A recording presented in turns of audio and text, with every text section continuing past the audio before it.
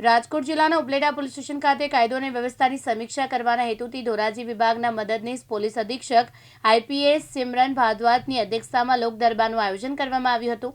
અનેક અરજદારોએ એવી ગંભીર ફરિયાદ કરી હતી કે સ્થાનિક પોલીસ મથકે તેમની વાજબી રજૂઆતો ધ્યાનમાં લેવામાં આવતી નથી કે નોંધવામાં આવતી નથી।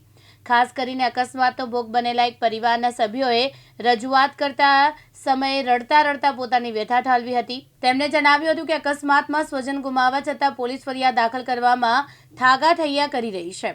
આઈપીએસ સિમરન ભારદ્વાજે આ બાબતે ગંભીરતાથી લઈ ન્યાયની ખાતરી આપી હતી।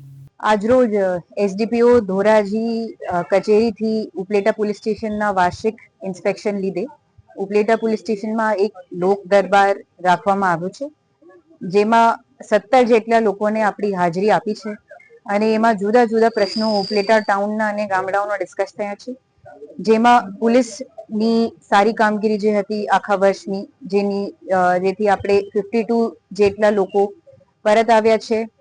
અમુક મોબાઈલ્સ આપણે રિકવરી કરી છે। 13 તુજકો અર્પણની કામગીરી જે આખા વર્ષમાં કરી હતી એમાં લોકોને પોતપોતાના નાણાં પરત આપવામાં આવ્યા છે અને લોકોની 3 મુખ્ય રજૂઆતો, એક મહિલા સુરક્ષા, બીજી ટ્રાફિકના લીધે અને ત્રીજી જે બૂટલેગરોનો ત્રાસ છે એને લીધે પણ ચોક્કસ માહિતી લેવામાં આવી છે અને એના ઉપર કાર્યવાહી પણ કરવામાં આવશે।